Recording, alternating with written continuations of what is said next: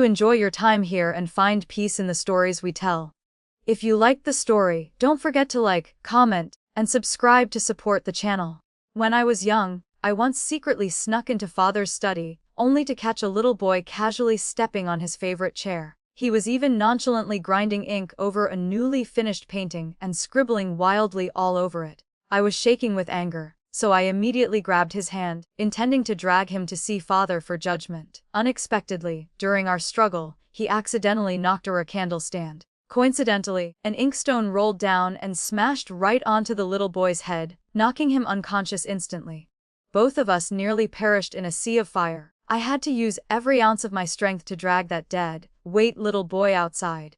As soon as I looked up, I met the worried gazes of mother and father, and I was so scared I almost fainted. Father, who had never lost his temper before, rushed to hug the little boy and left without sparing me even half a glance. I, who had always been the apple of his eye, felt so aggrieved that I burst into tears, tugging at mother's sleeve to ask if that boy was father's illegitimate son. I was immediately smacked on the back of my head by mother, and ink smeared all over my face. The more I cried, the more I looked like a piece of black charcoal. When I looked in the mirror, I screamed miserably that I was disfigured. Afterward, everyone in the Prime Minister's manor knew that the right side of my face was pitch black. One person told 10 told 100, and finally, it became a rumor that I had been disfigured. Before long, the whole capital knew that the only daughter of Prime Minister Ron was disfigured, even though it was clearly just ink on my face. I cried while washing my face, not understanding why this ink was so hard to remove. My skin turned red, but it still would not come off. Father was so angry he intended to give me a sound beating, but fortunately, mother stopped him. He looked heart-brokenly at the study burned to ashes, and then at the ink stain on my face. That was an ink stick he had spent 10,000 silver taels to buy, and I had ruined it. Mother could not bear my wailing anymore, so she directly ordered the maids to stop washing, and told me to just wear a veil when going out, saying the ink would fade in a few months at most. The next day, I innocently wore the veil to go buy hairpins. Being seen by others only made the rumor of my disfigurement seem more authentic. I wanted to explain but felt powerless. Even the commandery princess, who usually disliked me, looked at me with eyes full of sympathy and did not even bother fighting over the hairpin with me anymore. It was not that I was pretending, but the quality of father's ink was simply too good. I wore that veil for a whole month. After that, I poked a hornet's nest and got stung on the cheekbone. Then I ate almonds and had an allergic breakout, and then I went out to play hide and seek and broke a tooth on the doorframe. It got to the point where mother began to suspect there was something wrong with my head, as clearly no other part of me was injured, yet disaster always struck my face. Thus, that veil just stayed stuck to my face. Father could only sigh deeply and say that appearance is most important for a girl, asking why I did not strive for it and instead acted like a boy. As for that little boy from years ago, I never saw him again. That incident was gradually thrown to the back of my mind. Until this year, the new emperor had just ascended the throne. I suspected he was too idle, as he suddenly issued a decree for my marriage. The saying goes that civil and military officials do not intermarry, yet my father is the prime minister, and the emperor decided to marry me to the great general. I wondered if he was not afraid of a rebellion, or if he trusted my father and the general too much. But the imperial decree had been issued, and no one dared to disobey. Rumor had it that the general went to the palace 3 or 4 times to request the emperor to retract the decree, but it was useless. I resigned myself to fate. Marrying anyone is still a marriage. I went around asking for information, stating I had no requirements for my future husband, as long as he was not an old man over 40. It turned out this general was named Thomas Wei. He followed his father to war at 13 and had just reached adulthood this year. He used many strange tactics on the battlefield, won countless battles, inherited his father's bravery, and was titled the Divine Marshal General by Emperor Vincent. Fortunately, he was not an old man. However, I heard a small piece of news that he was someone who placed great importance on looks. To make my future life smoother, I decided to let the general taste my true appearance. An opportunity arose, as the general would attend a banquet hosted by the emperor in 3 days. Fine then, the enchanting beauty would be me. I looked at myself dressed in magnificent clothes, feeling like a peacock spreading its tail to show off. Unexpectedly, my maid Daisy looked at me in a daze. I amusingly reminded her to wipe her drool.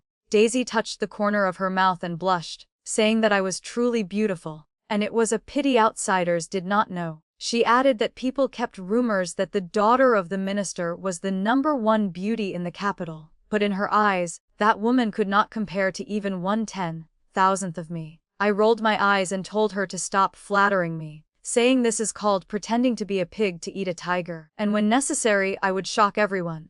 After laughing, I solemnly put on my veil and prepared to go to the banquet. Indeed, I calculated that Thomas would accidentally see my true face and fall madly in love with me. That way, after marriage, I could live the life I wanted.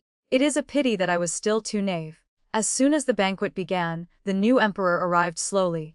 He wore a pure white fur coat and walked leisurely to the high seat, smiling and telling the beloved officials to rise, apologizing for the wait. His young and heroic appearance was hard to believe. Emperor Vincent glanced around and sat down to sip his wine. I looked at the food in front of him, still steaming hot, and felt indignant that because he was so late, my food had gone cold, but that was not the most important thing. My eyes swept across the room and saw Thomas in a deep black official uniform. He was indeed not bad, looking quite handsome.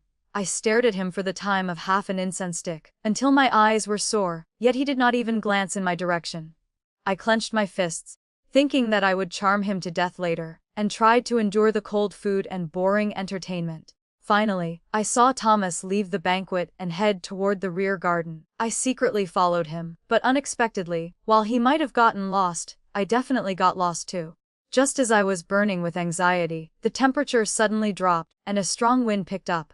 I sneezed loudly, and suddenly, a gust of wind from nowhere blew my veil away and dust got into my eyes. At that moment, a pair of warm hands gently patted me. I jumped, momentarily panicked and unable to react, and blurted out asking who was there. My eyelids stung so much I could not open them, but the other person calmly comforted me, telling me not to panic and referring to himself as a humble servant.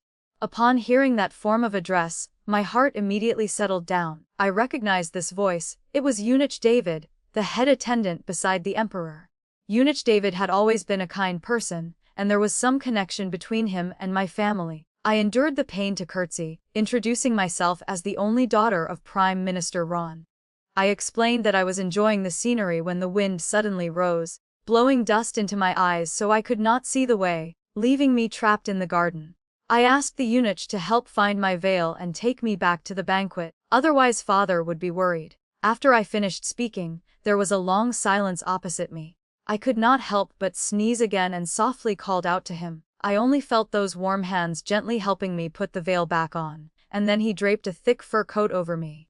Eunuch David's steady voice told me to hold on to his arm, and he would take me back to the banquet. I breathed a sigh of relief and thanked him. After walking a short distance, I gradually heard the noise of the crowd. My maid Daisy saw Eunuch David supporting me from afar and rushed over, bowing to greet him and anxiously asking about my condition. As soon as Daisy took hold of me, Eunuch David instructed that I had gotten dust in my eyes in the rear garden, and should go wash them first. He told her to take me to the side hall, where warm water and medicine to prevent wind chill were already prepared, adding that he noticed I had caught a bit of a cold. I gripped Daisy's hand tightly, my tense nerves finally relaxing, and hurriedly bowed slightly to thank Eunuch David. By the time I had washed my eyes, drunk the bitter medicine, changed my clothes, and returned to the banquet, I saw Thomas sitting there calmly drinking wine. His rosy complexion made me so angry I wanted to die. How did he run so fast like an exploding firecracker? Meanwhile, I was in such a miserable state. I had intended to make Thomas fall in love at first sight, so I wore a flowing skirt made of fabric so thin I nearly froze to death, and the result was truly a total loss. While I was secretly complaining, I suddenly felt a burning gaze. I looked up and saw Emperor Vincent looking at me with a meaningful expression. My scalp went numb, not understanding why he was looking at me. It was only then that I realized the fur coat on the emperor was missing. Panic surged in my heart.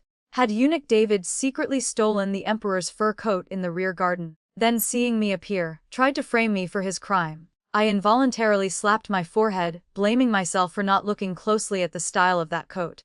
Fortunately, I had thrown it into the side hall. I secretly glanced at the emperor with a smug look, but unexpectedly, his eyes became even deeper. He then called eunuch David to his side and whispered something, and a sense of foreboding rose in my heart. The emperor lazily sat on the high seat and called out for Prime Minister Ron. The noisy hall instantly fell silent. My father walked tremblingly to the center of the hall and knelt down to pay respects. The emperor said nothing, only silently watching my father. The atmosphere in the hall was so quiet that even the sound of a needle dropping could be heard.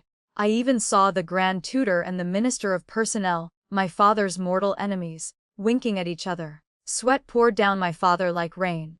My hair stood on end, wondering what this dog emperor was up to. Just when the atmosphere was almost suffocating, the emperor propped his chin up, chuckled softly, and said that today he had met an old friend he had not seen for a long time, who was also his savior. He asked my father how he should reward her. I listened in confusion. Looking at father, it seemed that in a split second he understood something. The families of the officials in the hall also looked at each other and whispered, everyone curious about who the old friend the emperor mentioned was. My father kowtowed and said that it was difficult for him to make a decision on this matter. The emperor suddenly asked a completely unrelated question, asking why my father was so nervous. He said he did not claim my father was the benefactor, only that the benefactor was shy. He stated that the kingdom of Lili had recently paid tribute with many rare treasures, so he would bestow those upon his benefactor, and asked Prime Minister Ron to trouble himself to deliver them on his behalf. I stole a glance at the emperor. He maintained his lazy posture, simply said he was tired, and stood up to leave the great hall. My father remained kneeling in the center of the hall, motionless.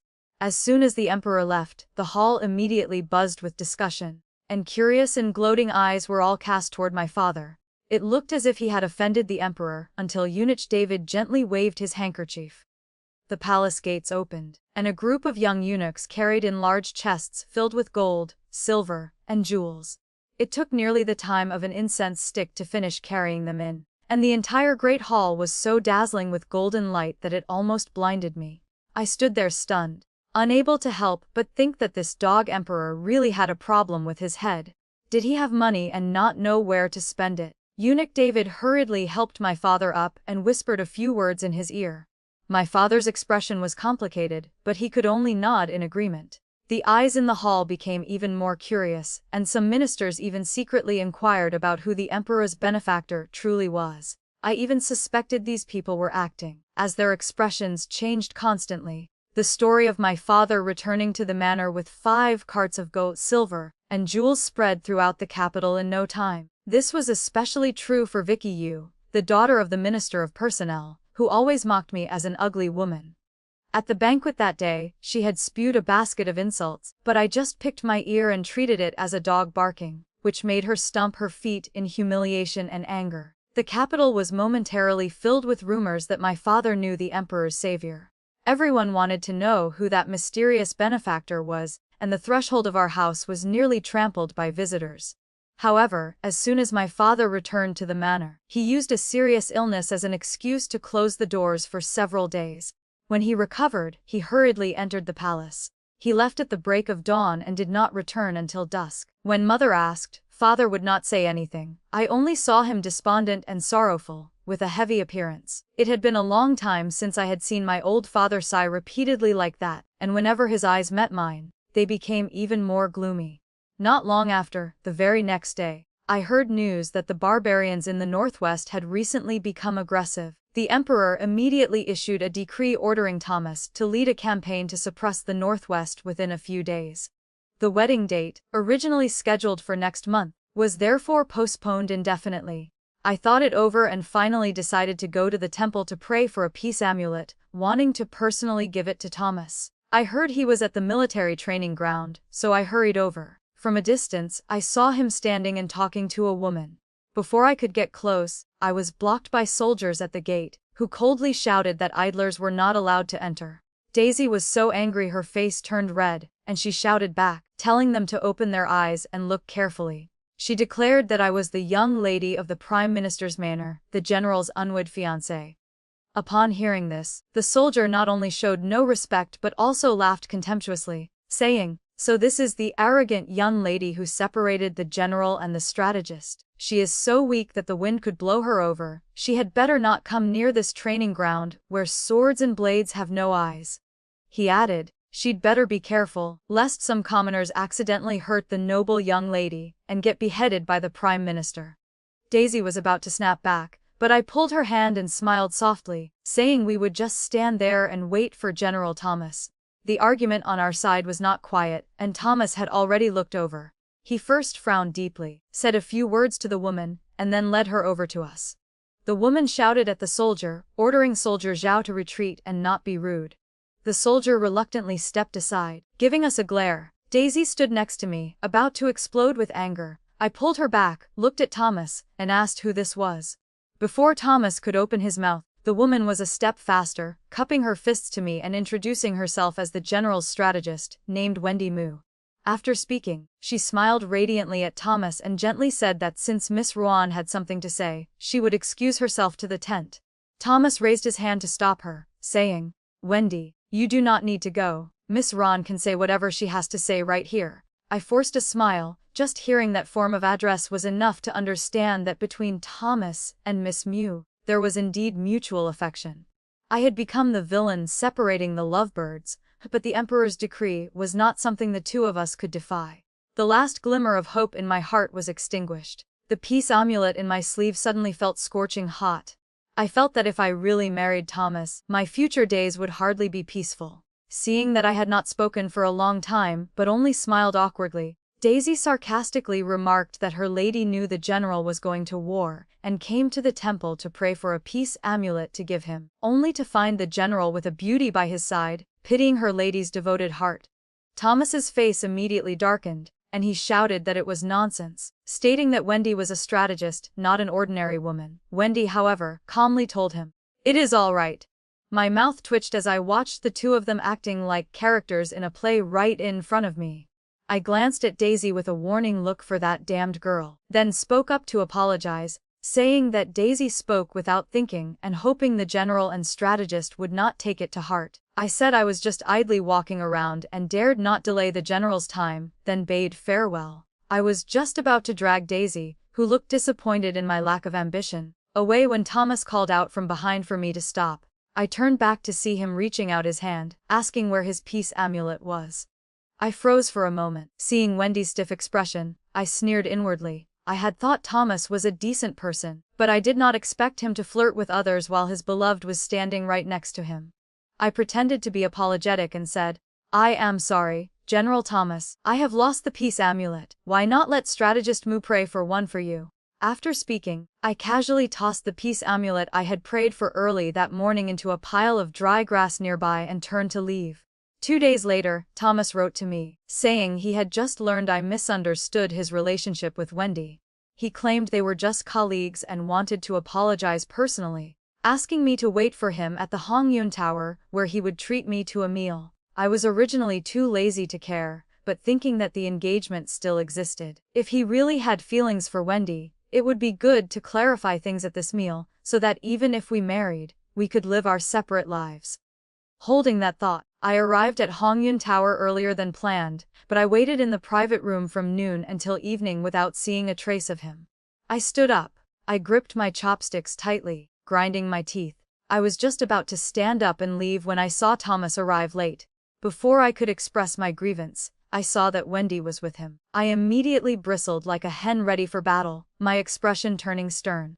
I straightened my back, held my head high, and walked forward. Thomas looked full of guilt, repeatedly bowing with his hands clasped to apologize. Before he could finish speaking, Wendy smiled and apologized to me first. She said that Thomas did not intend to be late. It was only because she had accidentally injured herself today, and Thomas, being uneasy, insisted on inviting a doctor, which caused the delay. She made it sound as if I could beat or scold her if I were angry. The fury within me instantly soared to the heavens. I did not know if it was grievance or anger, but my heart felt cold as I thought, "Very well, Thomas, even if you have no feelings for me, you should at least know how to respect others." I sneered, replying that I was not some shrew who would beat or scold people at will. I then turned to Thomas and said, "Thomas, you are a dignified great general. Since you asked me out, you cannot break your word. I have waited here for you for a long time. Do you expect me to let it go with just a perfunctory apology? Just how thick is your face? If you are dissatisfied with me, just say it straight. I am not some dog skin plaster that must stick to you, so why humiliate me like this? Thomas's face turned alternately green and red. Conversely, Wendy spoke up with a sorrowful expression, apologizing to Thomas and claiming it was all her fault. Thomas glanced at her with heartache and said in a deep voice that this matter had nothing to do with Wendy, and that he had not handled it properly. He told me that if Miss Ron had any dissatisfaction, I should vent it all on him, and he would personally come to the Prime Minister's manor another day to plead for forgiveness. I was so angry my liver ached, and I cursed this damned marriage bestowed by the dog emperor in my heart. I did not bother to pay attention to Thomas calling after me. I just walked away decisively without looking back. Unexpectedly, Wendy suddenly cried out in pain behind me, and Thomas's footsteps, which were rushing toward me, immediately halted. I clearly heard his anxious voice asking about her well-being, so I directly boarded my carriage and returned to the manor. Early the next morning, Thomas came knocking at the Prime Minister's manor, saying he wanted to apologize to me. The funniest part was that he carried a thorn branch on his back, causing a crowd of commoners to gather and watch at our gate. My father welcomed him in. I had not told my father about these troubles yet, fearing he would worry. Father just thought I was being pettish, so he called me out to meet him. I originally did not want to see him, but I had no choice when father said Thomas had brought the sugar, roasted chestnuts from the west side of the city that I liked best.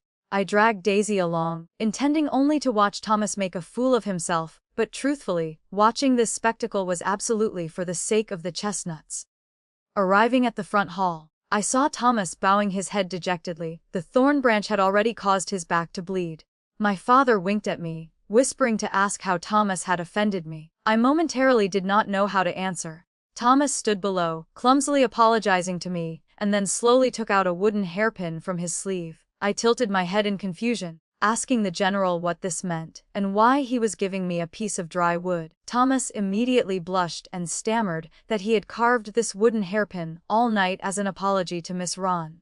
Looking at his awkward appearance, I could not help but chuckle, but the scene of him and Wendy joining forces to deceive me was still fresh, so I asked sternly if strategist Mew would be angry, jealous, or hit me if he gave me such a hairpin. Thomas hurriedly shook his head, explaining that I had misunderstood, as he had never carved a hairpin for Wendy.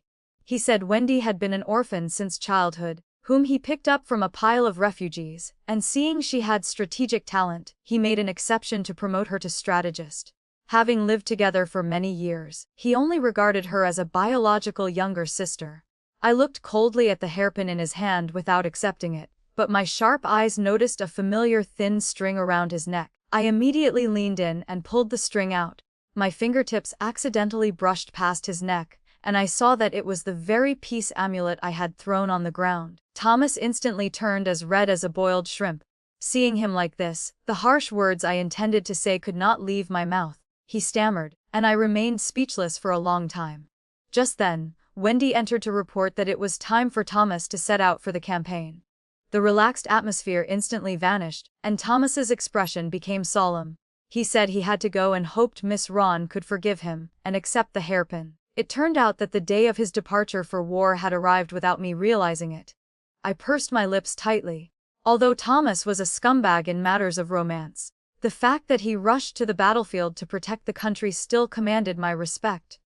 Wendy looked at the wooden hairpin in my hand with a pale face. A belly full of bad ideas immediately sprang up in my heart. I pretended to wipe away a non-existent tear and said that I accepted the hairpin he carved himself. I told Thomas that he must return safely. He nodded solemnly, took a deep look at me, and turned to leave. Wendy followed closely behind him. Who knows how long she had been eavesdropping outside the door. She turned her head to glare at me viciously.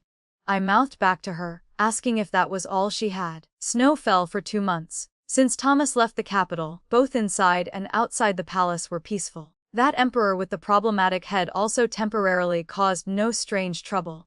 As I ate hot pot and watched the white snow flying like goose feathers outside the window, I suddenly thought of Thomas. I did not know what illness he had contracted, but instead of being intimate with his beloved younger sister, he frequently sent me small toys from the Northwest along with letters. I had never been to the Northwest, so looking at those items felt novel. I would take them out to admire when I was idle. For the sake of etiquette, I still wrote letters in reply. After all, he was my fiancé. If he was alive, it was fine, but if he died, I would become an unmarried widow. I really did not want a chastity archway erected for me at the city gate. A few days later, Consort Sarah organized a plum blossom viewing banquet, inviting many noble ladies. When I arrived, my hand was rotating 2 small walnuts. I heard Thomas say that old men in the Northwest all held these things and rotated them in their hands. He found it interesting, so he sent them to me. The noble ladies had all arrived, missing only Consort Diana. Consort Sarah and Consort Diana had always been at odds. As soon as Consort Sarah saw Consort Diana arriving slowly and late, she sarcastically remarked that Sister Donna really had airs to make everyone wait so long. Consort Diana walked gracefully, lightly touching the hairpin on her head, and pursed her lips in a smile, saying that His Majesty rested at her place last night, so it was unavoidable that her body was tired, causing her to wake up late. Consort Sarah's face immediately turned unsightly, and she coldly snorted, mocking that she did not know what witchcraft Consort Diana had learned to make the Emperor linger every day. It was truly quite a method. Consort Diana glanced sideways and pouted contemptuously, replying that there were many sisters in the harem, but many were old and their beauty had faded, and since the Emperor had not selected new consorts for years, did he not always come to her place? Consort Sarah was so angry her chest heaved. Having seen enough of the excitement, I had no interest in reciting poetry, so I just wanted to find a quiet place to rest for a while. I wrapped my thick fur coat around me, hugged a hand warmer, and took advantage of the chaos to sneak out. After walking for a long time, I saw a small pavilion and sat down, lazily watching the snow drift down. I reached out to catch a snowflake, and a thought suddenly flashed through my mind. I packed a snowball, saw Daisy looking blankly around, and threw it straight at her. She froze for a moment and then flopped down onto the snow. I was suddenly startled and hurriedly ran a few steps toward her. Unexpectedly, before I could reach her, a large snowball smashed right onto my head. I paused and saw that Daisy was now giggling, packing snow while looking at me. I put my hands on my hips and scolded her, saying she dared to trick me, and she would see how I dealt with her. The two of us ignored whether anyone was around and just rushed into a snowball fight right in front of the pavilion. The wind blew my face red, but I felt strangely happy, thinking this was much more fun than a poetry gathering. I packed a really big snowball. Seeing Daisy bowing her head busy packing snow, I took the chance while she was off guard to swing my arm and throw it. I only heard a thud. Daisy cried out and dodged, but the snowball did not miss its mark at all. It squarely hit a set of bright, dazzling yellow robes. Eunuch David shouted, "Bold!" That snowball had smashed right onto the Emperor. I immediately knelt down in panic, my voice trembling as I paid respects and asked the Emperor for forgiveness. The Emperor looked full of murderous intent, scolding that making such a ruckus in the palace was improper. I was a bit tense, and Daisy kowtowed, repeatedly begging for mercy, saying it was all her idea to have a snowball fight. Seeing Daisy's forehead already swollen, a fire rose in my heart. Clearly he appeared suddenly, yet he blamed others. I could not help pouting and looked up at the Emperor. Unexpectedly, he seemed amused by my fierce look, narrowed his eyes, waved his hand to tell me to stand up, and said that the death penalty could be exempted but punishment could not be avoided. He said since I wet his clothes, I had to compensate him with a set. What kind of nonsense was that? I stood there blankly like a fool, then hurriedly said I could not compensate with clothes, so it would be better to compensate the Emperor directly with silver tails. The Emperor's clothes were all custom, made by the embroidery workshop, where every stitch was precious. The Emperor wanted me to compensate for clothes, so wouldn't exchanging it for silver be enough? Eunuch David scolded again, saying I was bold to humiliate the Emperor, asking if the Emperor lacked my bit of silver. While I was angry and embarrassed, the Emperor suddenly changed his tone, saying that if I could not compensate with clothes, then I should use myself as compensation. I was immediately terrified and frantically replied that it would not work. I said my appearance was ugly and I had been disfigured, I had no learning and no skills, and all day I only knew how to tease cats and dogs. I added that my father even said if the Emperor had not bestowed the marriage, I would not have been able to get married. Furthermore, the Emperor had a heavenly appearance and extraordinary martial prowess, so I was unworthy. Seeing me degrade myself like this, the Emperor laughed heartily, asking if he was truly that excellent in my heart. Then he said fine, he would not tease me anymore, and told me to accompany him for a walk. As soon as the words fell, Eunuch David suddenly pulled Daisy, who was about to stand up, and led her away. My nerves were as tight as a bowstring. In broad daylight, surely the Emperor would not do anything improper. I tightened the fur coat around me. I was just about to open my mouth when I saw a flash of disgust on the Emperor's face. He asked what was wrong with me, then said to rest assured, my maid was fine. He had instructed the attendants to take her to apply medicine, and told me to keep up. I took 3 steps and turned my head to look at Daisy being carried far away, fear lingering in my heart. The Emperor suddenly pulled me, and I stumbled, nearly falling flat on my face. I cursed the dog Emperor several times in my heart, greeting his whole family, thinking he would not even let an ugly woman off. After walking a bit further, the Emperor suddenly stopped. I was momentarily stunned and could not break in time, slamming into his broad back. I was just about to apologize when he made a hushing sound and pulled me to hide in the artificial mountain. I was just about to speak when I heard the voices of a man and a woman drifting over. The woman was both afraid and angry, saying, "Why did you come? Do not be like this, be careful of being discovered." That voice was Consort Diana. My ears were sharp and recognized it immediately. The man referred to himself as this prince, saying he missed her to death. He complained that in recent days, his Imperial brother was in her room every day, leaving him no chance to find her, and accused her of forgetting his goodness now that she had his Imperial brother's company. The man called himself this prince. So I did not know which bold Prince Nathan he was, but hearing such an ugly royal secret made me shake like a sieve. The Emperor seemed to think I was cold, so he used his large fur coat to cover me, leaving only my furry head exposed. I stole a glance at Emperor Vincent with an emotionless face, silently lighting incense for Consort Diana in my heart, and could not help but sympathize with the Emperor. At this moment, I found the Emperor even more pitiful than myself. The Emperor looked pitiful, the green hat on his head was practically glowing. Consort Diana moaned softly, saying that when the Emperor came to her place, he only drank tea and played chess, and she did not understand why he would not even touch her. Then those 2 people walked closer and closer to our direction. My body was tense to the extreme, the footsteps were right in front of us, and I almost wanted to scream. The 2 suddenly stopped, seemingly right behind the artificial mountain in front of us, and then a series of strange sounds rang out. My expression was chaotic, I could only stare at the Emperor's chest. I sat demurely with my eyes lowered, constantly chanting in my heart for this to pass quickly. Who knows how much time passed before my legs were so numb I lost feeling. Only then did those 2 leave the artificial mountain. I breathed a sigh of relief and looked up, only to see the Emperor right in front of my face, looking at me with a smile that was not quite a smile.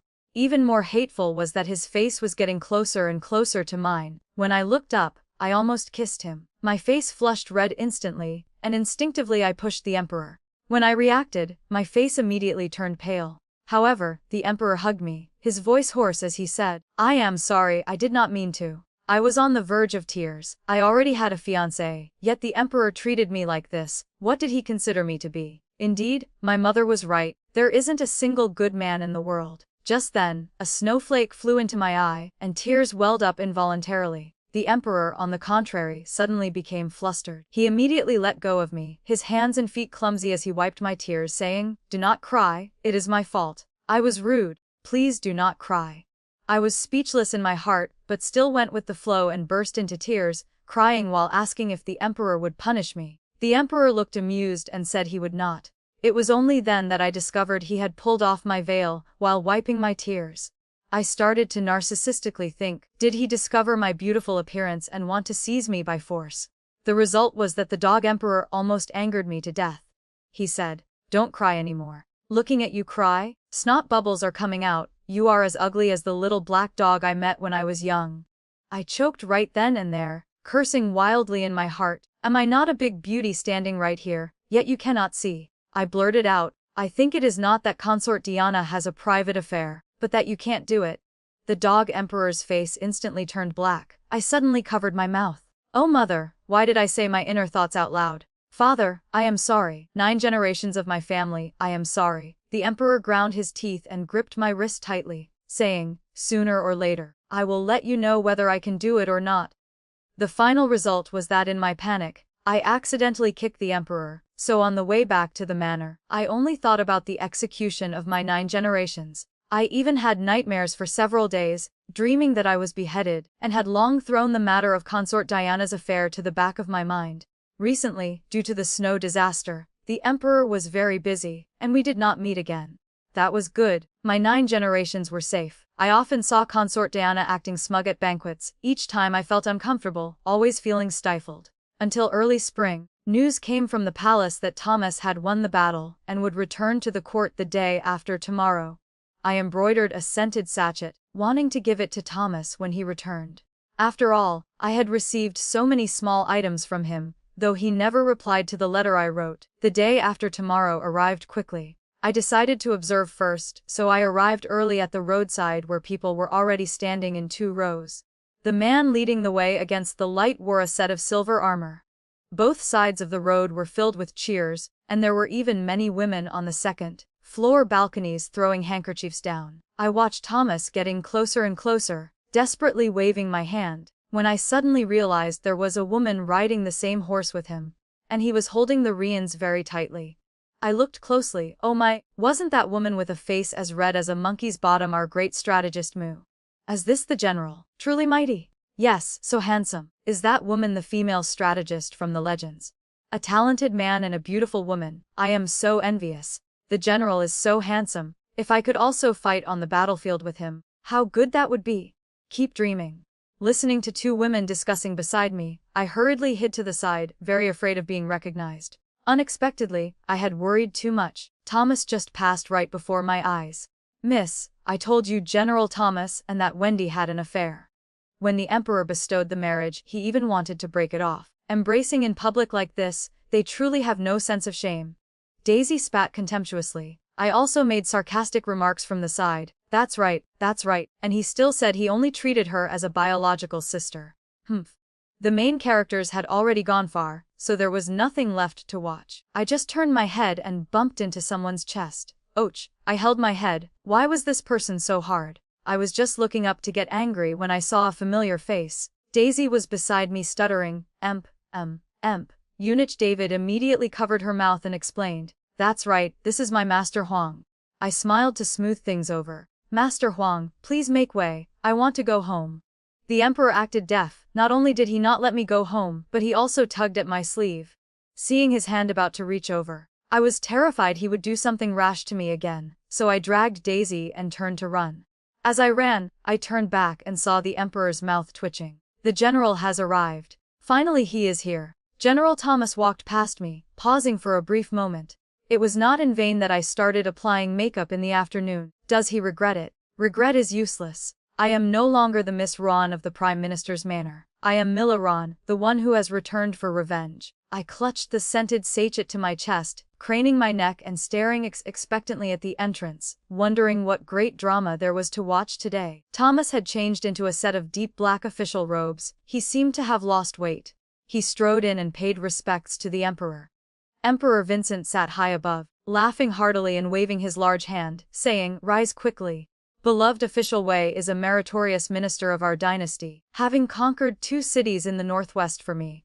Thomas clasped his hands and hurriedly said, "This general dares not accept the credit. It is all thanks to the Emperor's wisdom. It is the fortune of this general and the luck of the common people."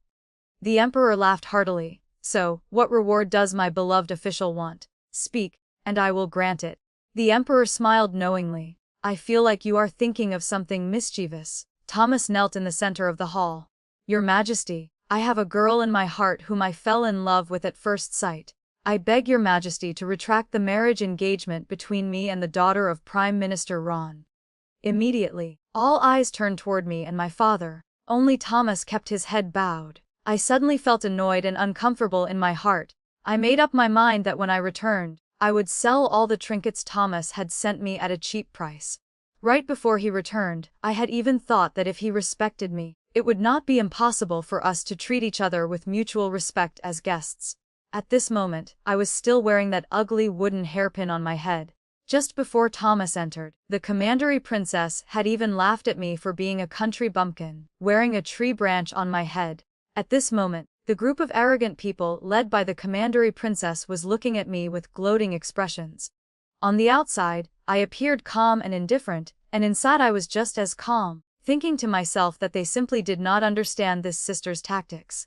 The emperor made a sound of surprise and asked, "Prime Minister Rohan, what do you think of this matter?" My father's face became even more severe. "Your Majesty, you have already spoken. A gentleman's word is like a team of 4 horses that cannot be chased back. General Thomas demands a retraction as soon as he returns. This minister finds it inappropriate." The emperor looked full of murderous intent, seemingly deep in thought. I looked at Thomas with an expectant expression, just waiting for the great show to begin, but he kept his head down and did not even bother to look at me. Without thinking, I stepped forward and said, "Reporting to your Majesty, this subject's daughter agrees to annul the engagement, but I have a few words I wish to ask General Thomas." My father glared at me and scolded, "Bold. Return to your seat immediately. Your Majesty, this minister has failed to teach his daughter properly." The emperor interrupted my father, saying, "I permit it." I looked at Thomas and asked word by word, "General, is the person in your heart Wendy?" He said yes. I pretended to be heartbroken and heavily struck. "General, did you not say she was only your younger sister?" He replied that Wendy had saved him when he was seriously injured. Everything happened because of him, so he had to take responsibility. He said if it was not her, he would not marry, and he had even promised her a life together as a devoted couple. I pursed my lips and asked, "Does a life-saving grace mean you must repay it with your body? By that logic, I saved a little boy when I was young, must I force him to marry me too? What about addressing each other as brother and sister? I see that you two were never innocent to begin with. If the engagement is to be annulled, fine. But it is I who am annulling you." He only whispered, "I am sorry." I found it ridiculous. With one hand, I yanked the wooden hairpin from my head and threw it down in front of him, saying to the emperor, "This subject daughter Mila wishes to annul the engagement with General Thomas today. I beg your Majesty to grant this." The emperor narrowed his eyes at the wooden hairpin with a look of disgust.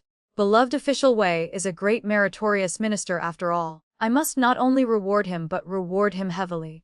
If neither of you is satisfied with the first bestowed marriage, I do not wish to see a pair of resentful spouses, so I will retract the marriage decree. In its place, I will personally issue 2 new decrees. The first decree is that I shall bestow a marriage between beloved official Wei and Miss Mu. The date shall be determined by the Bureau of Astronomy. Beloved official Wei, are you satisfied?" Thomas listened and heavily kowtowed once. "Many thanks to your Majesty." The emperor continued, "I just saw that what Miss Ron said was extremely correct. A life-saving grace should be repaid with one's body. Coincidentally, I have investigated over the past few days and found that my savior is none other than Miss Ron. Aside from the previous rewards, for the second decree, I shall appoint Miss Ron, this savior, as a noble consort." Upon hearing the second decree, I fainted right there in the middle of the hall. Do not worry, it was just low blood sugar, but before I passed out, my mind was filled with the thought, when did I become the emperor's savior? Later, I heard from others that after I fainted, the emperor said I had passed out from excessive joy. My father and his political opponents almost banged their heads until they broke, but they could not stop the emperor from wanting me to enter the palace as a noble consort. What kind of experience is waking up to find oneself a noble consort? Before I could immerse myself in the joy of annulling the engagement with Thomas, I had already begun to pity myself. I suspected the dog emperor was intentionally taking revenge on me, because I knew about the affair between consort Diana and his younger brother, so he appointed me as noble consort. The savior thing must be a complete lie. Aside from dragging that mischievous little boy out of the fire, when had I ever saved anyone else? Wait a minute, could the little boy who fought with me in the study, that snotty-nosed kid, be the emperor? My father sat by my bed, looking at me with teary eyes, and called out weakly, "I am so hungry, my daughter." "Boo-hoo," my father began to wail. "Oh father, your father is still here." My father glared at me with red eyes, and my mother also wiped her tears with a handkerchief. "The palace is a place that eats people without spitting out the bones. You are so foolish, how will you manage once you enter the palace?" I choked and could not say a word. Could it be that in my parents' hearts, I was just a fool without any schemes? My father rolled up his sleeves and angrily said, "No, even if I have to risk this old life, I must make the emperor retract the decree." I looked at the blue bruise on his forehead and fell silent. In recent years, my father had not had an easy time in the imperial court. The Minister of Personnel and his faction frequently tripped my father up. Looking at this old man, half his hair had already turned white. I pulled the old man's sleeve, and then my stomach rumbled loudly. Father, what is bad about being a noble consort? At least I get to eat well and dress well. Let's talk about this later. Right now, can you give me a plate of dongpo braised pork to taste? I feigned illness and lay at home for a few days, and as the day to enter the palace approached, my heart grew calmer. My mother felt sorry for me and advised me to go out and play a bit, as I would not have such freedom once I entered the palace. I thought she was right, so I dragged Daisy to the East Market. While wandering the streets, I saw a very beautiful jade bracelet at a distant stall and was bargaining with the owner. Suddenly, a familiar voice came from beside me. Thomas, this bracelet is truly beautiful. I want this one. Shopkeeper, how much is this? The shopkeeper smiled, his face full of wrinkles. Is this the madam? Oh my, what great eyesight! This bracelet. I interrupted the shopkeeper. Looking at the bracelet in Wendy's hand, I said to the shopkeeper, Shopkeeper, I saw this item first. Business must follow a first come, first served rule. Wendy put the bracelet back with a look of regret and looked at Thomas. It is Miss Ruan. If Miss Ruan likes it, then let her have it. Thomas looked up, discovered it was me, and coughed awkwardly. Miss Ruan, you lack nothing. Why do you still want to snatch things from Wendy? An old woman nearby said, Isn't this General Thomas and strategist Moo? Oh my, they are our heroes. Immediately after, the old woman looked at me with contempt, saying I had no sense of shame to snatch even strategist Moo's items. The old woman had a loud voice, and people heard and joined in. Looking at me with disdain, Daisy argued on my behalf. Pa, clearly, my young lady saw the bracelet first. On what grounds do you say we are snatching? The shopkeeper saw the situation was bad and seized the chance to say, Oh my, young lady, please do not fight with strategist Moo. I have other bracelets here. If you like, I will give you one for free. Is that okay? Hearing the crowd's whispers, I knew that the people's hearts were currently with Thomas, and those who had won the battle, lingering here would bring no benefit. I smiled softly. General Thomas's reputation in the hearts of the common people has now surpassed even the emperor's. General Thomas is truly formidable. Since strategist Moo likes this bracelet, although I arrived first, it is not appropriate for me to seize someone else's favorite, so I shall take my leave. I dragged Daisy, who was cursing loudly, away. I had not checked the almanac before going out today and met these two bad luck bringers. I heard Daisy beside me almost dying of anger, so I lost interest in strolling the streets and stopped by Hongyun Tower, where I usually went to eat dongpo braised pork. As soon as I stepped in the door, coincidentally, I met Thomas and Wendy dining there. Thomas was gently wiping the corner of her mouth with a tender expression. I clicked my tongue from the side. Miss, should we change to another restaurant? Daisy looked at me cautiously. I shook my head, feeling it was just bad luck, but asking myself why I should be the one to yield. Thomas saw me at this moment, his expression tightened, and he became distracted while wiping Wendy's mouth. I pretended not to see him and chose a corner to sit down. A moment later, Wendy whispered a few words to Thomas. Thomas stood up and went out, glancing at me before he left. I was too lazy to look back and ate my appetizer alone. Unexpectedly, Wendy walked over. Time no see. I did not even lift my eyelids. May I ask who you are? Wendy laughed heartily, seemingly aggravating her injury, and coughed twice. Miss Ron is truly a noble who forgets things. Let me introduce myself again. I am Wendy. I continued eating my braised pork, not wanting to pay attention to her. Wendy muttered to herself beside me, Miss Ron, vent your anger, it is what I deserve. I cannot compare to Miss Ron. I have lived in a village since childhood. My father valued sons over daughters, and often beat me for the sake of my trash brother. Later, a famine struck the village, and the family was starving. My father sold me to a 70-year-old man in the village as a concubine for food. I was only 10 years old and did not want to submit to the old man, so I had to poison him and took the chance to run to the village graveyard. I intended to commit suicide, but I met Thomas passing by.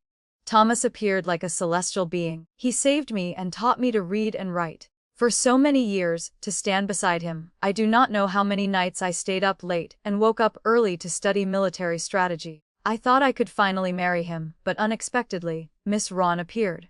Miss Ron, you have everything. What kind of talented man can you not get? Why must you cling to Thomas? I looked as if I had eaten feces. Did this woman have brain problems? Did she get the strategist job through the back door? With which eye did you see me clinging to Thomas? Wendy sneered. Thomas and I have not left the manor for days because I just recovered from illness. Thomas wanted to take me out for a stroll, but no matter where we went, we met Miss Ron. Is it really such a coincidence? I widened my eyes. Go home and look in the mirror. Who gave you such confidence? Not everyone is like you, hanging themselves on this tree called Thomas. Just how big is your face? Wendy looked unbelieving. I could not explain things to this type of woman whose brain rusted the moment she fell in love. Daisy looked even more disgusted. She pushed Wendy away, barely using any strength. Yet, I saw Wendy act as if possessed by a deity. She suddenly fell to the ground with a pained expression, clutching her chest tightly, and her clothes were gradually stained red with blood. Miss Ron, Thomas only thinks of me as a sister. Please do not be angry. If it quells your anger, hitting me once more is worth it. Thomas threw down the sweets he was holding at the door and rushed over. Wendy, what is wrong? Immediately after, he fiercely slapped Daisy and spoke viciously to me. Mila, I did not expect you to be so vicious. Fortunately, Wendy has a kind heart. While recovering, she even persuaded me not to annul the marriage. I still felt guilty toward you, but seeing you treat her like this is truly disgusting. Seeing blood at the corner of Daisy's mouth, I disregarded everything else and directly slapped Thomas. What are you? You dare to hit my person? While Thomas was stunned, I pulled Wendy out of his arms and slapped her forcefully. And what are you plotting against me here? That day, after I beat the two of them, I knew how the outside world would rumor about me. They said the Prime Minister's daughter admired General Thomas, was jealous of the beautiful love between General Thomas and strategist Mew, caused difficulties for them, and even relied on her status as the future noble consort to viciously beat the two heroes. They also said Wendy and Thomas were a talented man and beautiful woman, a beauty saving a hero, a match made in heaven. Just because of this, my father was impeached by his opponents many times in the past few days, and a chill rose in my heart. There are people who, the more you ignore them, when they bully you, the more they jump around happily, thinking you are afraid of them.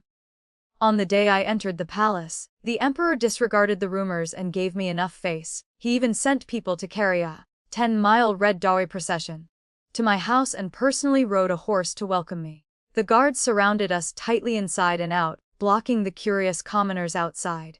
What was most worth mentioning was that he even called Thomas to stand guard, under the beautiful pretext of ensuring greater safety.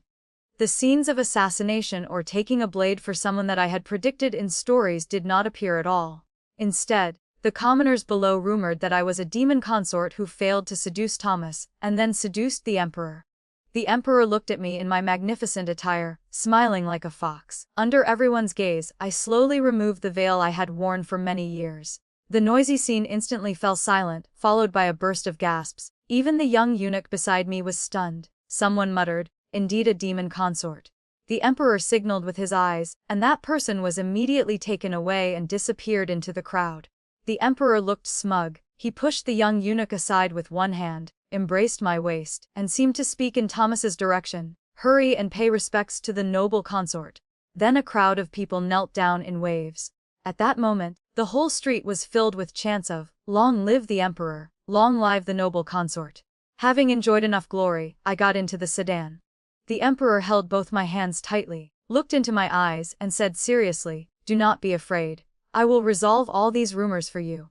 I pretended to lower my head shyly, but I felt nothing in my heart. Men's words are good only for listening, especially when he is the emperor. Though he said a heap of words, I did not take them to heart. I turned my head, pretending to look at the scenery to dissolve the awkwardness, only to see Thomas riding a horse beside the sun with a dazed expression.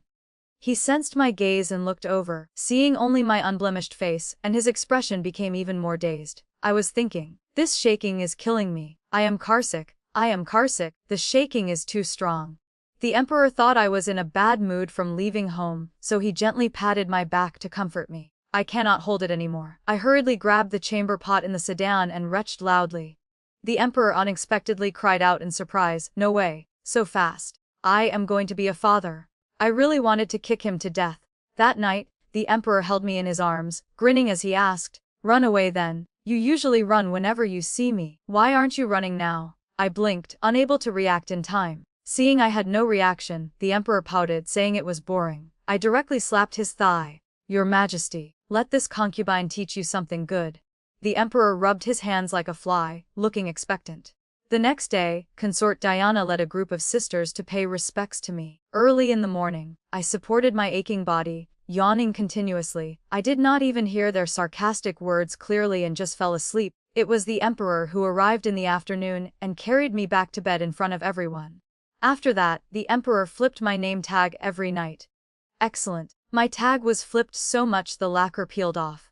The rumors outside initially called me a demon consort. I do not know what the emperor did, but the outside world began to say I was the emperor's savior, a different version of General Thomas and strategist Mu's story to life, saving grace repaid with the body. Not only consort Diana, but even consort Sarah allied with the harem sisters to deal with me. The me in legends was timid and cowardly, but the m in reality struck with a heavy hand, determined to rectify this harem full of smoke and fire. Two of bamboo. Consort Sarah dramatically reached out her hand to stop me. Oh my sorry, two of bamboo, I win. Consort Sarah had not even touched the tile before I declared my win. Consort Diana looked unwilling and acted pettish with me. Hateful. Why did you win again? It took 3 days for a set of mahjong tiles to turn us from enemies into card buddies. We did not even have time to look for the emperor. Isn't playing cards fun? While we were playing mahjong, the emperor arrived. Consort Sarah and Consort Diana looked pleasantly surprised to see the emperor, especially Consort Sarah, whose gaze was sticky enough to pull threads.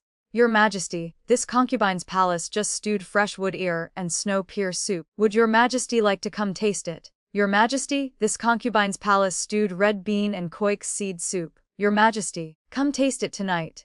I looked at the graceful concubines and momentarily felt interested, so I pinched my throat and feigned a voice, saying, Your Majesty, this concubine has stewed herself into soup. Your Majesty, come taste it. The emperor burst out laughing. Good, then I must taste what flavor the noble consort soup has. During this period in the palace, whenever there was a banquet, I would see Thomas's figure. He always stood not far away, publicly displaying affection with Wendy in front of me, giving me goosebumps. I looked at those two jumping clowns and saw them only as grasshoppers in late autumn, because I had investigated a very important matter. Wendy was a distant cousin of Prince Nathan, and Thomas knew this clearly yet concealed it for her. Furthermore, Prince Nathan seemed to be plotting something big recently, and Wendy had visited Prince Nathan's consort multiple times.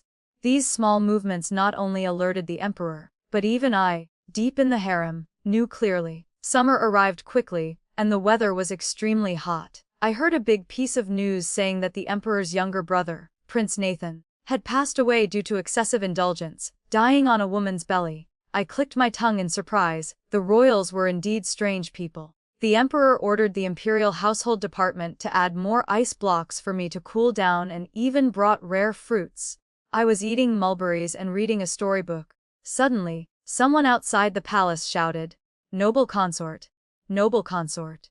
I asked who dared to yell so loudly at my door. Daisy said it was Consort Diana's personal maid. I ordered her to be let in. As soon as the maid entered, she kowtowed loudly to me. Noble consort, I beg you to save my mistress.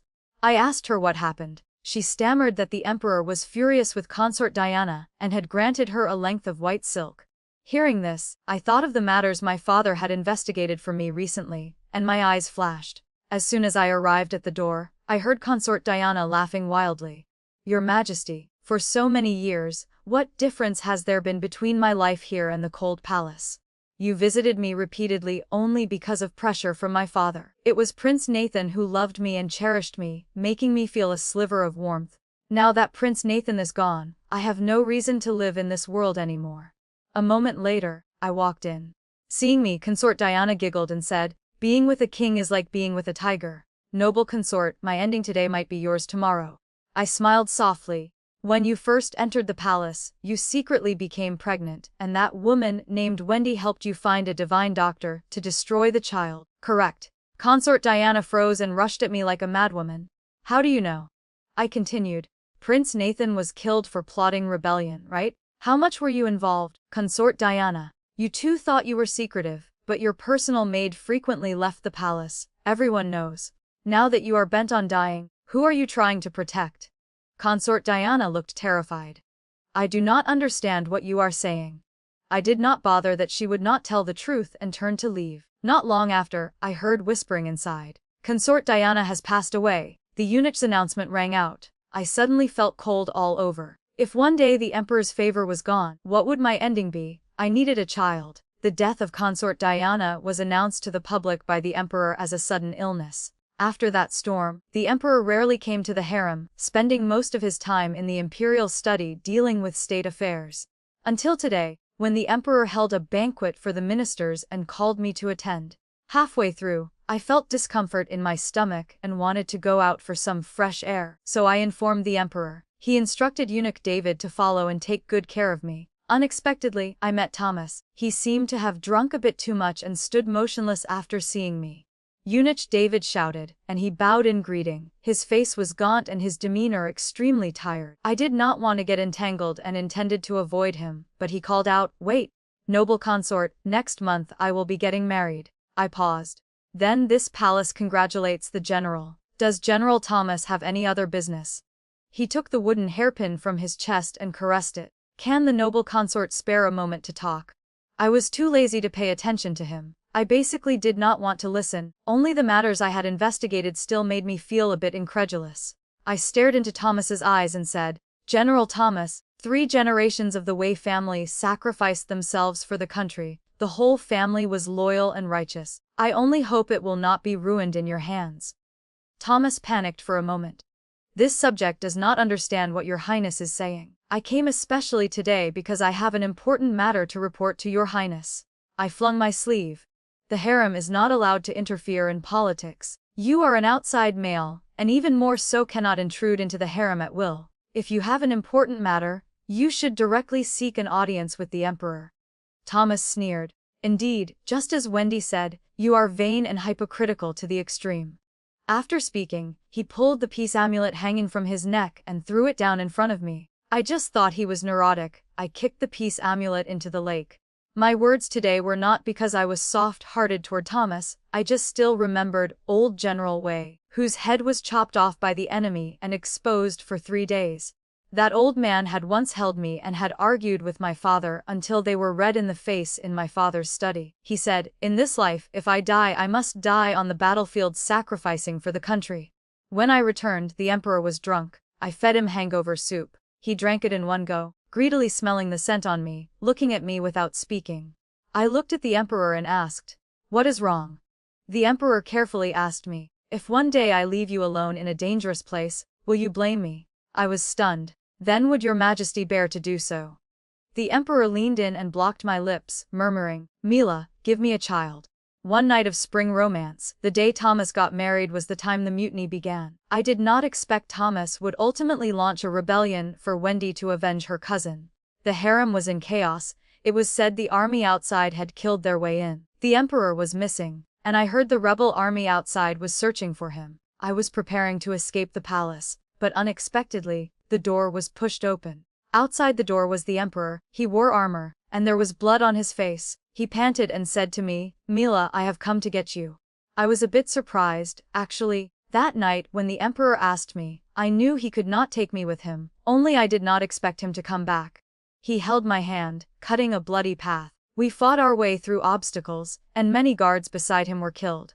Finally, only he and I were left. I just numbly let him hold me, until I saw Thomas riding a horse in the distance, wearing a wedding outfit. Behind him was a large army blocking our way. He stared at us. Wendy beside him wore brocade robes. Seeing the emperor, her face was full of hatred. "Dog Emperor, finally found you. If not for you, why would my cousin and consort Diana have lost their lives back then? If I hadn't known my identity, how could I have peacefully developed in the army of my family's sworn enemy? Today I want you to be crushed to pieces." I sneered from the side. "Wendy, stop joking. Years ago, consort Diana clearly could have married Prince Nathan, but she did not want to suffer in the barbaric lands with him, and could not bear to part with the sky, high riches in the palace, so she abandoned your cousin. What does that have to do with the emperor?" The emperor also sneered. "That I kept you until today was my mercy." Prince Nathan appeared to be immersed in wine and women, but in reality, he was full of wild ambition and had long colluded with foreign tribes. "Thomas, previously on the battlefield, why were you able to anticipate the enemy's surprise attacks? Do you think I truly did not know?" Wendy seemed agitated, screaming and ordering Thomas to kill the emperor. Thomas dismounted and drew his sword, walking toward the emperor. Thomas pointed his sword at the emperor. I pulled the emperor behind my back. Thomas looked at me coldly. Move aside, or I will kill you too. Thomas's sword thrust forward. Neither of us could dodge, and we were ready to face death. I was blaming the emperor. Why did he have to come back? If he hadn't returned, they wouldn't have caught him, and this situation wouldn't have happened. The emperor chuckled softly. Mila, I do not regret it. If I had to do it again, I would still choose this. My eyes blurred with tears. Just when I thought both of us were dead for sure, a sound of wind breaking through the air was heard, and Thomas's sword was broken. My father led the army to surround Thomas's troops. My father cursed loudly. Thomas, you animal. The Wei family has been loyal for generations, the whole family martyred for the country, leaving only you. Old General Wei fought on the battlefield all his life. That was his last campaign, yet because there were spies in the army, he suffered the fate of beheading and exposure for 3 days. It was the emperor who personally led the expedition to retrieve the old general's head. Yet you, for a lowly woman, ruined the Wei family. If you go to meet the old general in the future, he will surely beat you to death, you unfilial son. Thomas's eyes were also red as he roared. Impossible. How could there be spies in the army? Prince Nathan clearly told me it was the emperor who feared our merit would overshadow him, so he sent my father to fight and used a scheme to make my father die on the battlefield. The emperor sneered upon hearing this. Thomas, has fighting battles made you lose your mind? At that time, foreign tribes were invading, and the people were suffering. Old General Wei was wholehearted for the people. Late at night, he entered the palace to beg me to send him to battle, wanting to investigate why the army was suffering continuous defeats. The one colluding with foreign tribes was Prince Nathan, and the spy in the army was also connected to him. No matter how foolish I might be, I would not joke with the stability of the realm. The Son of Heaven guards the gate of the country, the sovereign dies for the state. This is the principle of our dynasty's generations, let alone harming loyal officials. Why do you think she could provide you with the enemy's accurate plans? Was it not that they were acting with the enemy, so that today you would point your sword at me? I just did not expect she was Prince Nathan's distant cousin. My father and many old officials can also testify. Wendy panicked. Thomas, they are all lying to you, do not believe them. Have you forgotten how your father died? Wendy kept chattering on the side, but looking at Thomas's expression, he was already wavering. The hand holding the sword was trembling. I looked coldly at Thomas's red eyes. Even if you had doubts, would you not investigate yourself? You are always like this, liking to listen to others, unable to distinguish right from wrong yourself. How can you be worthy of being the great general of our dynasty? I truly feel ashamed for you, and feel it is not worth it for all the common people under heaven. With a clang, Thomas held his head and sat on the ground. Wendy still wanted to struggle. Thomas, you trash. Men, kill them quickly. Kill the emperor and this slut, I will reward you heavily. The tide had turned, and the rebel soldiers dared not move. My father rushed over and had people tie Thomas up. Seeing the emperor and I were fine, only our clothes a bit disheveled. My father breathed a sigh of relief. Wendy was still rambling, cursing loudly. She said she was the noblest woman, that she was about to succeed, having spun the great general around in circles, so why did she fail at this stage? She had become obsessed to the point of madness. Following that rebellion, considering the Wei family's wholehearted loyalty, Thomas was allowed to live, but was demoted to a commoner, while Wendy was sentenced to death.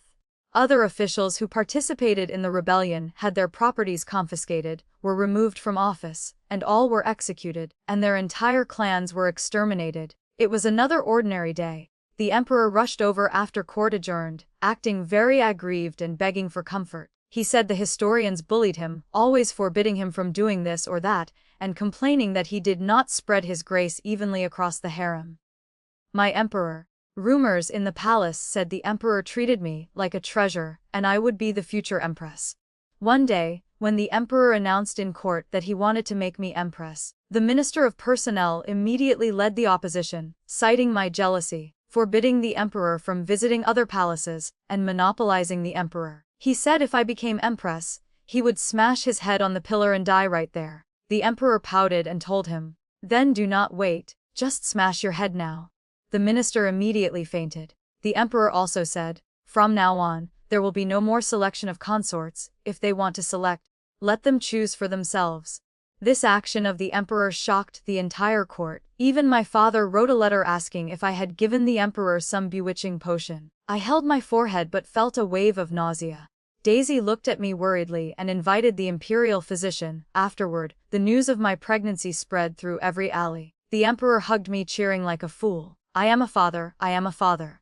I was also very happy. With this child, I also had something to rely on. After becoming pregnant, my morning sickness was severe, but the emperor still stayed at my place every night to take care of me. He even talked to me about having children in the future. A son would be made crown prince, and a daughter would be made the grand princess.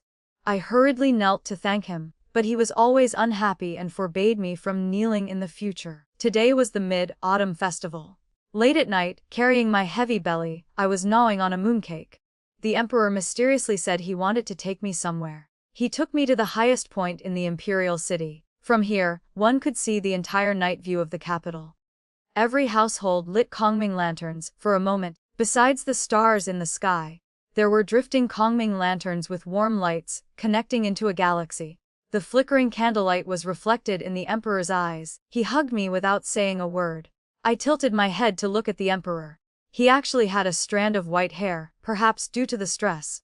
For the first time, I took the initiative to hold his hand. No matter what the future held, right now, I was willing to watch this prosperous world with him. The story of Mila teaches us a powerful lesson about perception and worth. A veil may hide a face, but rumors cannot define a soul. Thomas's tragedy stems from his shallowness. Blinded by prejudice and manipulated by deceit, he failed to distinguish a true pearl from a fish eye, losing both his honor and his true match. Conversely, happiness belongs to those who possess the wisdom to see beyond the surface and the courage to trust their own heart. Ultimately, dignity and authenticity will always triumph over schemes, and true love requires standing together through the storms of life. The story ends here for now. If it touched your heart or left you thinking, I'd love to hear your thoughts in the comments. Please like, subscribe, and share Raccoon Tale to help more stories come to life. See you in the next tale.